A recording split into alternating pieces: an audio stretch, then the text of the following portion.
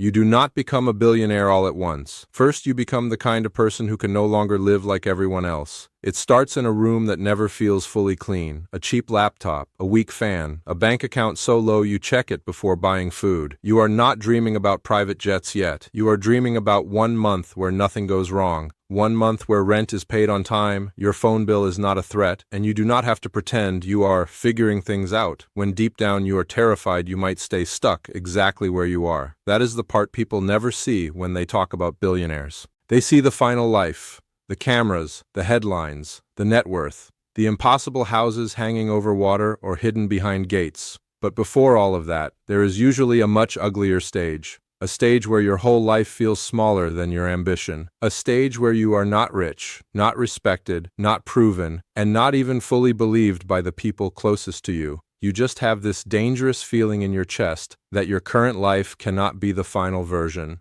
At first, you do not even want $1 billion.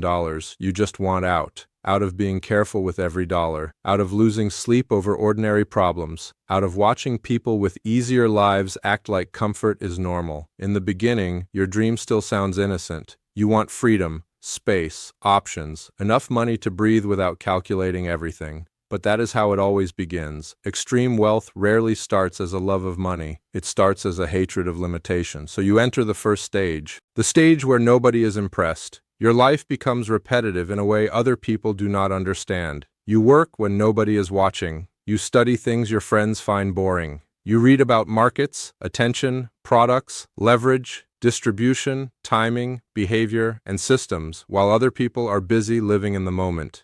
You stop thinking like someone looking for a job and start thinking like someone trying to build something bigger than himself. At this point, there is still no proof, no success. No public evidence that you are onto anything. From the outside, you just look obsessed, maybe even a little lost. This is where most people quit, because this stage is lonely in a very specific way. You are not alone because nobody is around you. You are alone because nobody can see what you see yet. They hear your ideas, but they hear them through the size of your current life. So when you talk about building something massive while sitting in a cramped room with unpaid bills, it sounds like fantasy. That disconnect starts changing you. You become quieter, more private.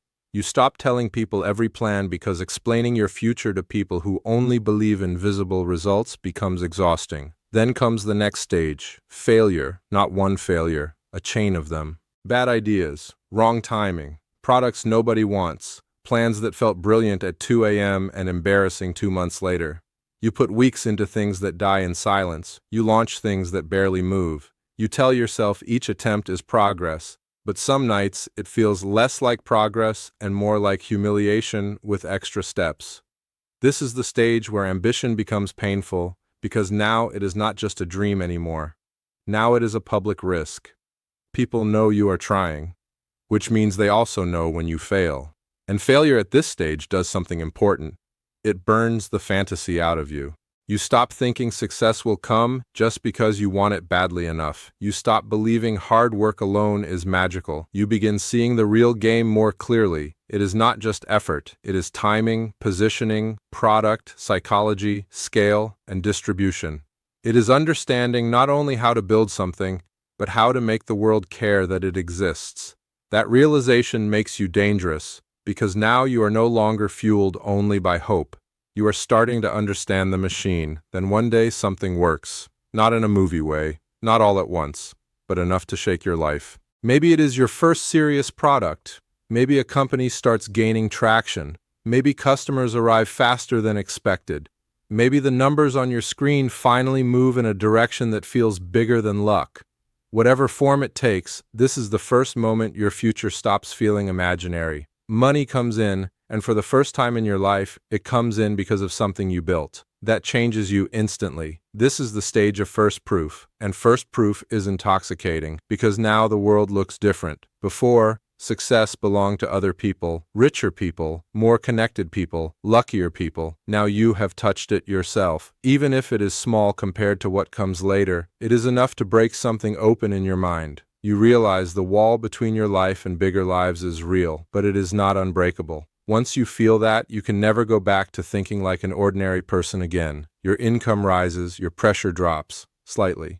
You move into a better place. You buy yourself a little more time. You stop panicking over basic problems, and almost immediately, the way people treat you begins to shift. The same ambition that looked unrealistic when you were broke now looks impressive because it has evidence attached to it. People love confidence after it works. Before it works, they call it delusion. After it works, they call it vision. That is one of the first ugly truths money teaches you. But this stage has a trap hidden inside it: ego. Because first success can make you stupid. You start feeling sharper than everyone around you. Faster, more certain. You begin trusting your instincts more because for once they were right about something that mattered. A lot of people get stuck here because they mistake momentum for mastery. They win once, maybe twice, and start acting like the game belongs to them now. But this is only the beginning. The first level of money feels huge when you have never had it. Once you enter that world, you realize there are bigger rooms above you, filled with people playing on levels that make your success look small.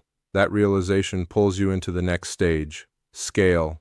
This is where everything gets heavier. When you are small, you can survive on hustle, adrenaline, and instinct. When things grow, that stops being enough. Now you need systems, teams, hiring, management, strategy, process, good judgment under pressure. You are no longer just trying to make something work. You are trying to make it work at a level where mistakes become expensive. Very expensive. Your days change. Your life starts filling with meetings, negotiations, decision-making, stress, expansion, competition, and responsibility. At earlier stages, failure only really hurts you. Now your decisions affect employees, investors, partners, and entire teams of people whose own lives quietly depend on you not making the wrong move. This is when success becomes less glamorous than it looked from below. Yes, you are making more money. Yes, people respect you more. But there is a new weight now, the weight of being the person everyone looks at when something goes wrong.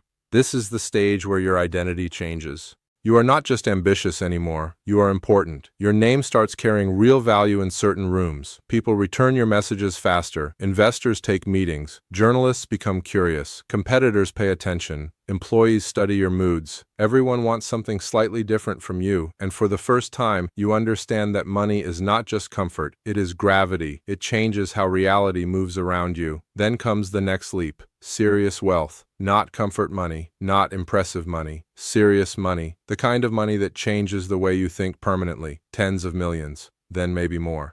At this stage, you no longer look at money the way normal people do. You do not think in terms of salary anymore. You think in terms of ownership, equity, valuation, leverage, exits, and long-term upside. A single decision can change your net worth by more than your younger self could have imagined earning in multiple lifetimes. That scale distorts everything. From the outside, this looks like the dream, and in many ways, it is. Life becomes easier in obvious ways. Your environment improves, your access improves, your speed improves. You can solve problems instantly that used to consume weeks of stress. You can buy back time. You can protect your energy. You can live in places that once felt fictional. Travel becomes smoother. Privacy becomes purchasable. Convenience becomes infrastructure. This is the stage people fantasize about when they are broke because compared to ordinary life, it almost feels unfair. But this is also where another truth reveals itself. Money solves pressure faster than it solves emptiness. You expect that once survival stress is gone, peace will automatically arrive.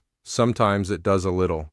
But often what really happens is that silence gets louder. The insecurity that used to scream through your lack of money now whispers through your success. You notice that you are still restless, still driven, still comparing, still thinking about the next move, still unable to sit inside achievement for very long before turning it into a new target. That is when you understand something most people never do. Money can remove pain, but it does not automatically create meaning. Then you enter the stage most people confuse with winning: power.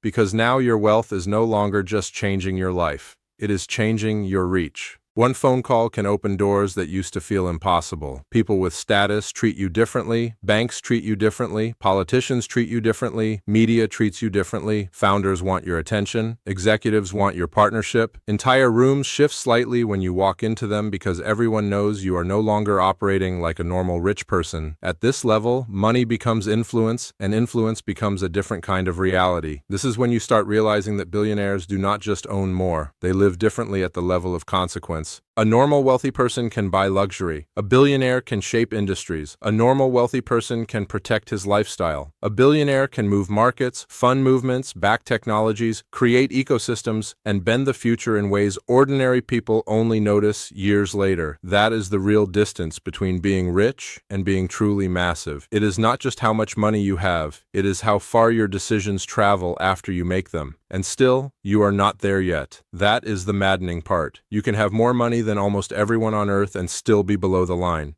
Because a billion is not just another number, it is a threshold, a category change, a psychological border between extremely wealthy and operating at a scale that changes the meaning of wealth itself. And when you get close to that line, your whole life sharpens again. The stage right before becoming a billionaire is one of the most intense stages of all, because now it is close enough to feel real. Every major deal matters more, every market move matters more, every funding round, exit, valuation jump, acquisition, and strategic decision begins carrying the possibility of pushing you across the line or delaying it for years. The people around you get more polished now, more controlled, more strategic. Amateur energy disappears, rooms get quieter, negotiations get colder. At high levels, very serious money rarely announces itself loudly. It moves in clean sentences and measured expressions.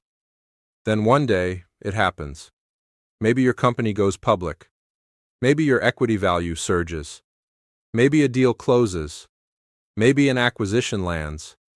Maybe an investment you made years ago explodes at exactly the right time. However it happens, the numbers appear in front of you, and suddenly your life enters a category most human beings will never touch. You are a billionaire. For a moment, it feels unreal. Not because you did not want it, because you did, because you chased it hard enough to let it reshape you, but because once it actually happens, the size of the word feels disconnected from the life it grew out of. That old cramped room, that cheap screen, that early fear, that first failure, that first proof, that first team, that first sleepless expansion stage, all of it somehow led here. You would think this is the ending. It is not. It is the final stage of transformation. Because becoming a billionaire does not just upgrade your lifestyle, it changes your relationship with everything. Your relationship with time changes first. Money is no longer the point. Focus is, attention is, energy is. You can afford almost anything that money can purchase, so material upgrades stop giving you the emotional effect they once did. The houses get bigger, the travel gets smoother, the privacy gets stronger, the convenience becomes absurd. But after a while, those things stop feeling like rewards and start feeling like infrastructure. You no longer chase objects, you chase control. Your relationship with people changes too. This may be the strangest part of all. Once everyone knows what you are worth, sincerity becomes harder to read. Every introduction carries a hidden angle. Every conversation has layers. Some people want access, some want money, some want status through proximity. Some genuinely admire you, some genuinely like you. But wealth at this level creates a kind of distortion field around your life. It becomes harder to tell who is seeing you and who is seeing the value attached to you. And then comes the final truth. Becoming a billionaire does not feel like standing on top of the world. It feels like living in a different version of it. From the outside, people see luxury. From the inside, you feel distance. Distance from your old life. Distance from ordinary problems. Distance from ordinary people. Distance even from the version of yourself that only wanted enough money to breathe. You gained scale, status, access, power, and freedom. But you also lost something on the climb. Simplicity, normality, a certain kind of innocence, the ability to want small things and mean it. And that is your life at every stage of becoming a billionaire. First, you are broke and desperate for room to breathe. Then you become obsessed. Then you fail. Then you find proof. Then you build momentum. Then you carry scale. Then you enter serious wealth. Then you discover that comfort is not peace. Then wealth turns into power. Then power turns into influence. Then one day the number crosses the line and the world starts treating you like a different species of successful. People think the story is about money. It is not. The real story is what the pursuit does to you. How it changes the way you think. How it changes the way people speak to you. How it changes the size of your decisions. How it changes what feels normal, how it keeps giving you more while quietly taking away the old version of you. Because in the beginning, you only wanted freedom. By the end, you have something much bigger than freedom, and something much heavier too. That is what it is really like to become a billionaire.